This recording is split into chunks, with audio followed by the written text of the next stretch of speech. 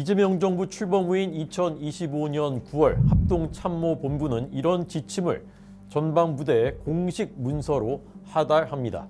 북한군이 군사 분계선을 침범할 때는 우리 군사 지도와 유엔군 사령부의 기준선 가운데 더 남쪽에 있는 선을 채택해서 대응하라. 우리 군의 군사 지도와 유엔군 사령부의 기준선은 60% 정도가 일치하지 않는 것으로 알려졌습니다. 두 기준선 사이에는 최대 수십 미터의 차이가 납니다. 그런데 우리 군이 수십 미터를 김정은 정권에 알아서 양보해 버린 것입니다. 유엔 사령부와도 아무 협의가 없었습니다. 최근 북한군은 철책을 쌓고 지뢰를 심기 위해서 군사 분계선을 수시로 넘어오고 있습니다. 그런데 우리 군은 이에 대응하는 대신에 군사 분계선을 남쪽으로 후퇴해서라도 그냥 못 본 척 하겠다는 것입니다. 아무렇지도 않게 내어준 그 수십 미터를 전진하기 위해서 지금부터 70년 전 우리 선조들은 목숨을 바쳤습니다. 오늘은 이 얘기를 해보려고 합니다.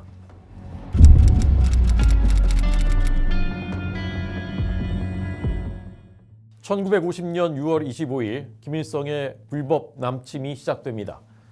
파죽지세로 밀고 내려오는 인민군의 공세에 한반도는 공산화 직전이었습니다. 그러나 낙동강 전선을 지킨 혈투를 바탕으로 9월 15일 인천 상륙작전이 성공합니다. 국군과 유엔군은 10월 압록강까지 진격해서 꿈에도 그리던 통일을 눈앞에 둡니다. 그러나 10월 25일 중공군이 개입하면서 다시 후퇴해서 1951년 1월 4일에는 수도 서울을 다시 내주는 일사후퇴를 맞게 됩니다. 중공군은 2월 공세로 한반도 공산화를 달성하려 했습니다. 국군과 유엔군은 미군과 프랑스군이 사투를 벌인 지평리 전투의 승리를 통해서 이를 막아냅니다. 3월 15일 서울이 수복됐고 3월 말에는 38선 부근까지 다시 밀고 올라갑니다. 중공군은 압도적인 병력으로 인해 전술을 구사했지만 우마차와 인력에 의존하는 보급 지원 체제의 취약성으로 공격 작전을 5, 6일밖에 지속하지 못하는 치명적 약점을 드러냈습니다. 38선을 회복하자 미국은 휴전 협상을 추진하기 시작했습니다.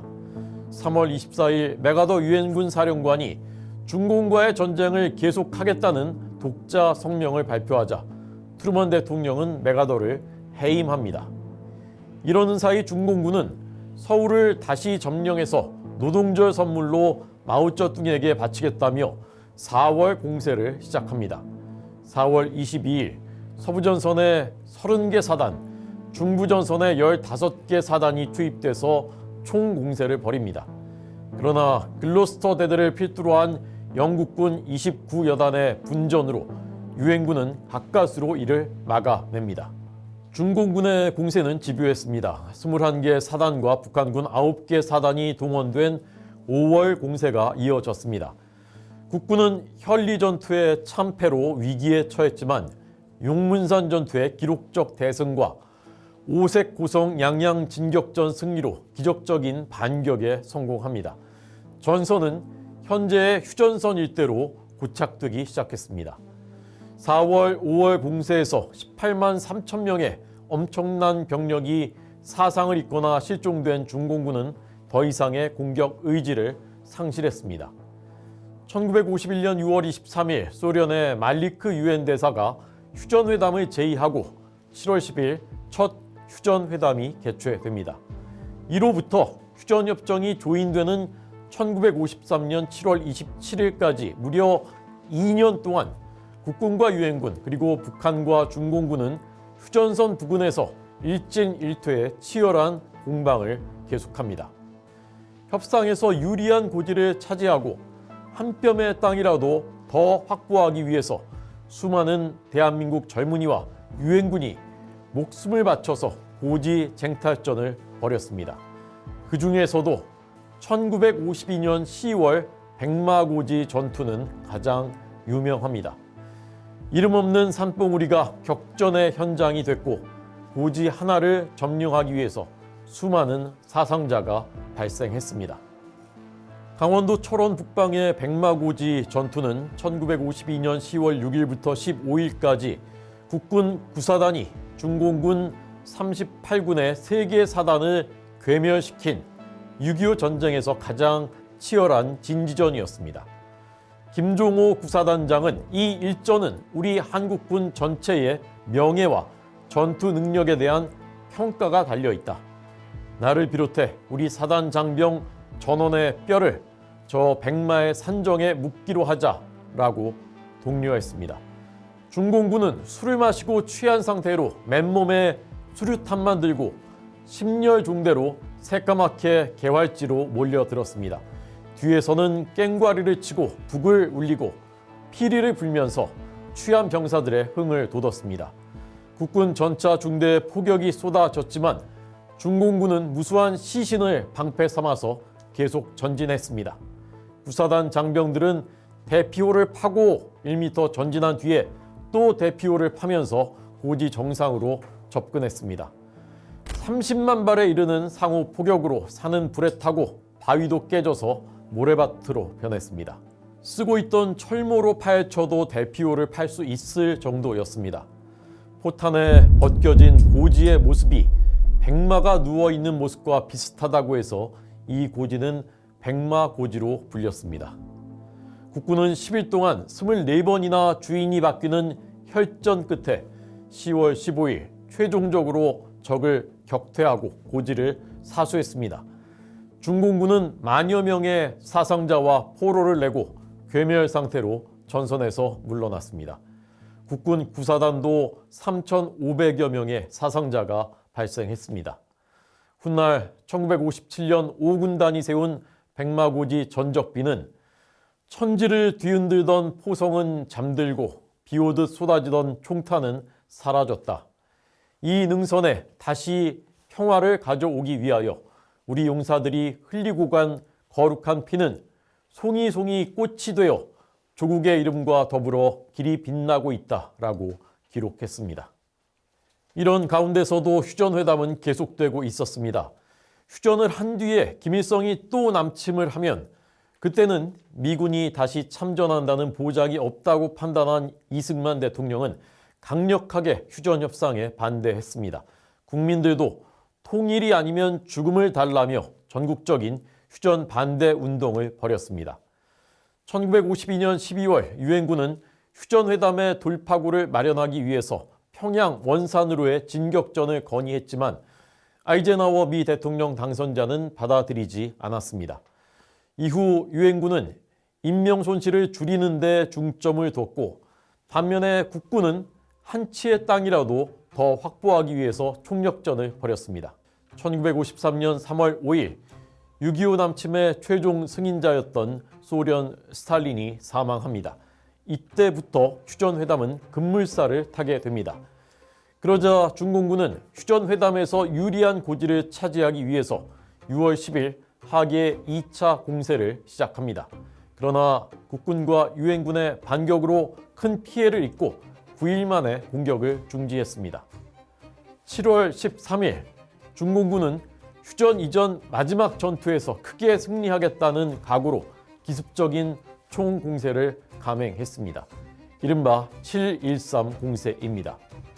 중공군은 중부전선 김화와 화천 일대에서 무려 5개 군으로 국군 2군단을 포위해서 섬멸하려고 했습니다. 중공군의 파상 공세에 수도사단 육군수 대령이 전사하고 부사단장 이믹순 대령은 포로가 됐습니다.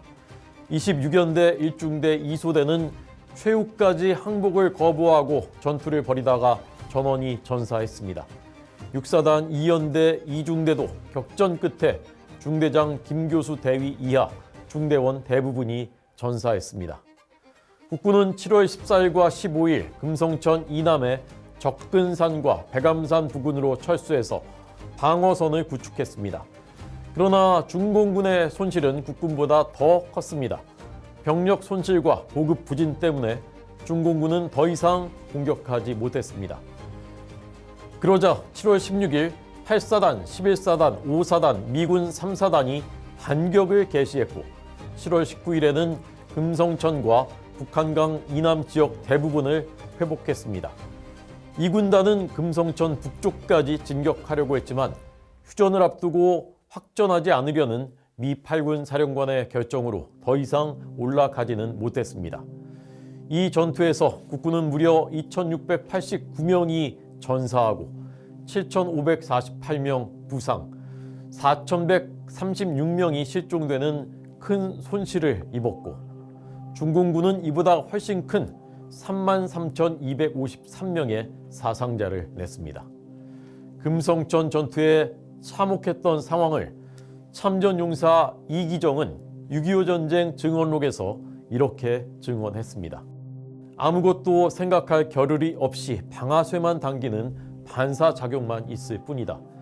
그나마 고참은 머리를 들고 총뿌리를 산 아래에 대고 갈겨대지만 매일같이 새로 보충되는 신병들은 머리를 철모 속에 파묻고 총뿌리를 허공에 치켜 세운 채 앉아서 마구 울며 방아쇠만 당긴다.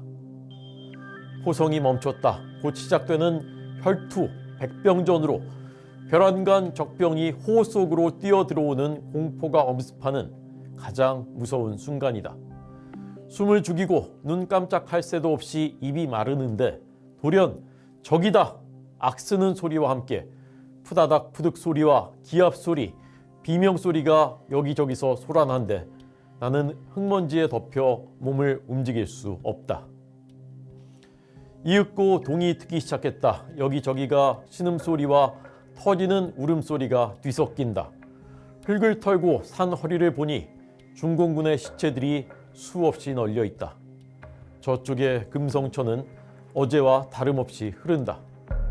진지를 점검하니 이미 숨져 흙먼지 속에 묻혀있는 병사, 살이 찢어져 흰 뼈가 드러난 다리를 부여안고 나를 쳐다보자 울음을 터뜨리는 병사, 어깨에 관통상을 입어 유혈이 심해 숨 꺼져가는 병사 등 피와 재먼지로 누구인지 얼굴을 알아볼 수 없었다.